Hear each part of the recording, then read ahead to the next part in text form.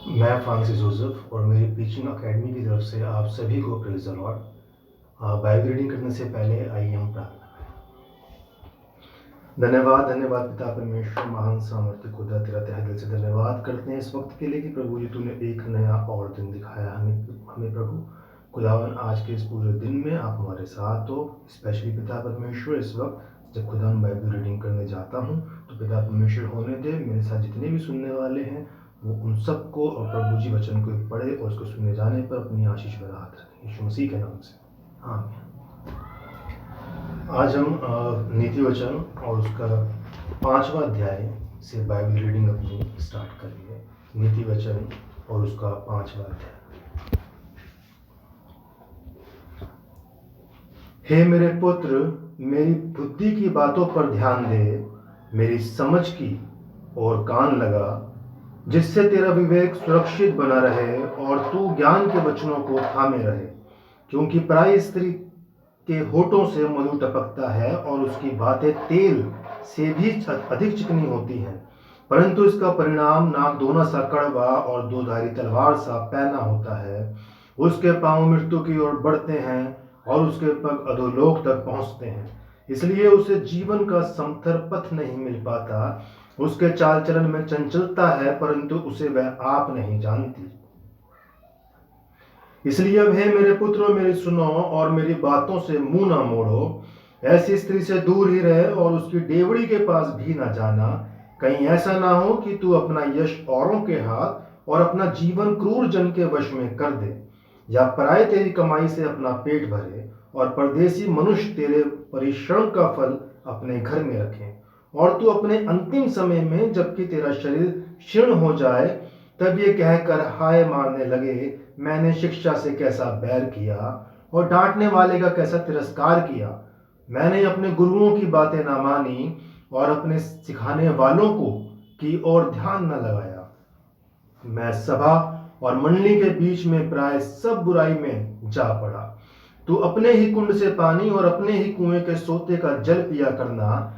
क्या तेरे सोतों का पानी सड़क में और तेरे जल की धारा चौकों में बह जाने पाए? ये केवल तेरे ही लिए रहे और तेरे संग औरों के लिए ना हो। तेरा सोता धन्य रहे और अपनी जवानी की पत्नी के साथ आनंदित रहे। प्रिय हिरणी या सुंदर संभावनी के समान उसके स्तन सर्वदा तुझे संतुष्ट रखें और उसी का प्रेम नित्य तुझे आकर्षित करता रहे। हे मेरे पुत्र, तू अपरिचित स्त्री पर क्यों मोहित हो और पराई को क्यों छाती से लगाए? क्योंकि मनुष्य के मार्ग यहोवा की दृष्टि से छुपे नहीं हैं और वह उसके सब मार्गों पर ध्यान करता है। दुष्ट अपने ही अधर्म के कामों से फंसेगा और अपने ही पाप के बंधनों में बंधा रहेगा। वह शिक्षा प्राप्त किए बिना मर जाएगा और अपनी ही मूर्खता के कारण भटकता रहेगा। आमीन। अब हम मती रचित उसका सुसमाचार और उसका 5वां अध्याय पढ़ेंगे।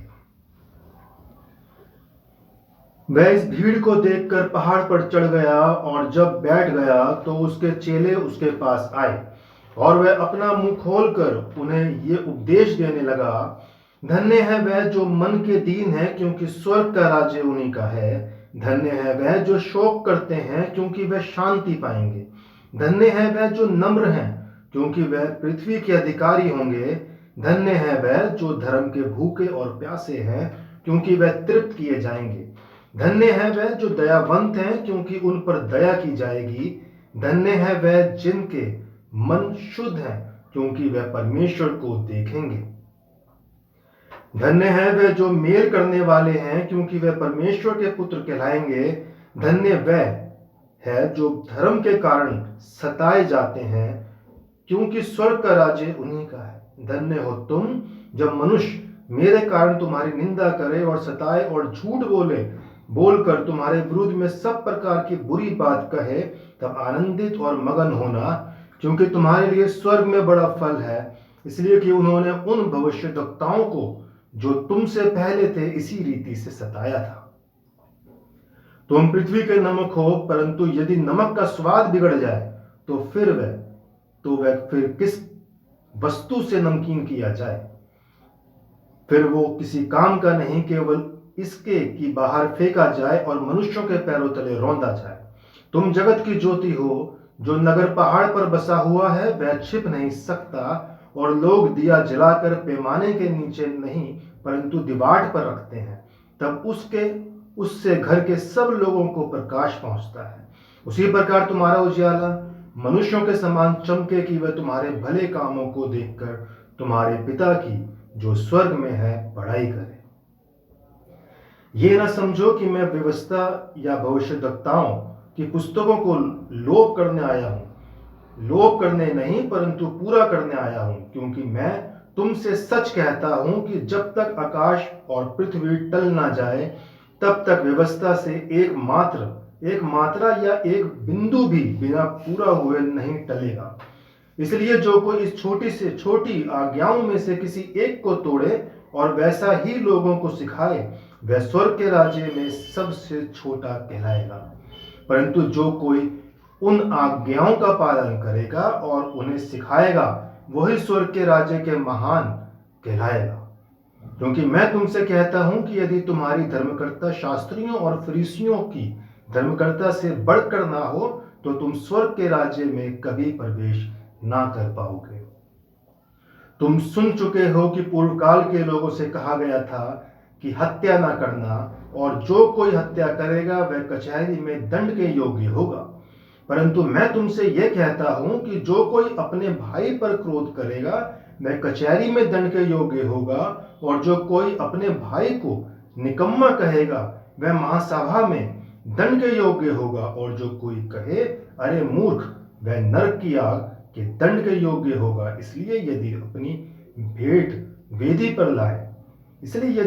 भेंट वेदी पर लाए और वहां तू स्मरण करे कि तेरे भाई के मन में तेरे लिए कुछ विरोध है, तो अपने भेंट वहीं वेदी के सामने छोड़ दे और जाकर पहले अपने भाई से मेल मिलाप कर और तब आकर अपनी भेंट चढ़ा।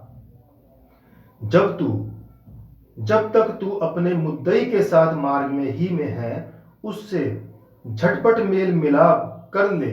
कहीं ऐसा ना हो कि मुद्दई तुझे हाकिम को सौंपे और हाकिम तुझे सिपाही को सौंप दे और तू बंदी गृह में डाल दिया जाए। मैं तुझसे सच कहता हूं कि जब तक तू कोड़ी कोड़ी भर ना दे तब तक वहां से छूटने ना पाएगा। तुम सुन चुके हो कि कहा गया था व्यभिचार न करना, परंतु मैं तुमसे यह कहता हूं कि जो कोई किसी स्त्री पर कुदृष्टि डाले वह अपने मन में उससे व्यभिचार कर चुका। यदि तेरी दाहिनी आंख तुझे ठोकर खिलाए तो उसे निकाल कर फेंक दे, क्योंकि तेरे लिए यही भला है कि तेरे अंगों में से एक नष्ट हो जाए और तेरा सारा शरीर नरक में ना डाला जाए। यदि तेरा दाहिना हाथ तुझे ठोकर खिलाए तो उसको काट फेंक दे, क्योंकि तेरे लिए यही भला है कि तेरे अंगों में से एक नष्ट हो जाए और तेरा सारा शरीर नरक में न डाला जाए। यह भी कहा गया था, जो कोई अपनी पत्नी को तलाक देना चाहे तो उसे त्याग पत्र दे। परंतु मैं तुमसे यह कहता हूं कि जो कोई अपनी पत्नी को व्यभिचार के सिवा किसी और कारण से तलाक दे तो वह उससे व्यभिचार करवाता है, और जो कोई उस त्यागी हुई से विवाह करे वह व्यभिचार करता है। फिर तुम सुन चुके हो कि पूर्व काल के लोगों से कहा गया था, झूठी शपथ न खाना, परंतु प्रभु के लिए अपनी शपथ को पूरी करना। परंतु मैं तुमसे यह कहता हूं कि कभी शपथ न खाना, ना तो स्वर्ग की, क्योंकि वह परमेश्वर का सिंहासन है, ना धरती की, क्योंकि वह उसके पांवों की चौकी है, ना यरूशलेम की, क्योंकि वह महाराजा का नगर है। अपने सिर की भी शपथ ना खाना, क्योंकि तू एक बाल को भी ना उजला ना काला कर सकता है। परंतु तुम्हारी बात हाँ की हाँ या ना की ना हो, क्योंकि जो कुछ इससे अधिक होता है वह बुराई से होता है। तुम सुन चुके हो कि कहा गया था, आंख के बदले आंख और दांत के बदले दांत। परंतु मैं तुमसे यह कहता हूं कि बुरे का सामना ना करना, परंतु जो कोई तेरे दाहिने गाल पर थप्पड़ मारे उसकी ओर दूसरा भी फेर दे। यदि कोई तुझ पर नालिश करके तेरा कुर्ता लेना चाहे तो उसे दोहर भी ले देने देना। जो कोई तुझे कोस भर बेगार में ले जाए तो उसके साथ 2 कोस चले जा। जो कोई तुझसे मांग उसे दे, और जो तुझसे उधार लेना चाहे उससे मुंह ना मोड़। तुम सुन चुके हो कि कहा गया था, अपने पड़ोसी से प्रेम रखना और अपने बैरी से बैर। परंतु मैं तुमसे ये कहता हूं कि अपने बैरियों से प्रेम रखो और अपने सताने वालों के लिए प्रार्थना करो, जिससे तुम अपने स्वर्गीय पिता की संतान ठहरो, क्योंकि वह भले और बुरे दोनों का अपना सूर्य उदय करता है और धर्मी और अधर्मी दोनों पर मैं बरसाता है। क्योंकि यदि तुम अपने प्रेम रखने वालों ही से प्रेम रखो तो तुम्हारे लिए क्या फल होगा? क्या महसूल लेने वाला भी ऐसा ही नहीं करते? यदि तुम केवल अपने भाइयों ही को नमस्कार करो तो कौन सा बड़ा काम करते हो? क्या अन्य जाति भी ऐसा नहीं करते? इसलिए चाहिए कि तुम सिद्ध बनो, जैसा तुम्हारा स्वर्गीय पिता सिद्ध है। परमेश्वर अपने वचन के पढ़े और सुने जाने पर अपनी बड़ी आशीष दे। आइए हम प्रार्थना करें। धन्यवाद पिता परमेश्वर, सुंदर वचन के लिए जो खुदावन आपने आज दिया। जो वचन पढ़ा गया, सुना गया, प्रभु होने दे खुदावन वो फलदायक होने वाला हो पिता परमेश्वर, फलदायक वृक्ष है खुदावन। आए मेरे प्रभु एक जन के साथ हो, हर एक को आपके हाथों में सौंपता हूँ और प्रार्थना विनती करता हूँ खुदावन, हम सब के रक्षक आप हैं खुदावन। और जैसे प्रभु जी आपने अब तक संभाल के रखा, जिंदों की ज़मीन पे जिंदा रखा, वैसे प्रभु जी आप हम में से हर एक को अब तक आगे पिता परमेश्वर संभाल के रखे। बची हुई पहर को आपके हाथों में सौंपता हूँ और प्रार्थना विनती करता हूँ खुदा सबके साथ हो, प्रभु सबके ऊपर है। इस प्रार्थना को मांगता हूँ यीशु मसीह के नाम से, आमीन। आप सभी को प्रेज़ द लॉर्ड।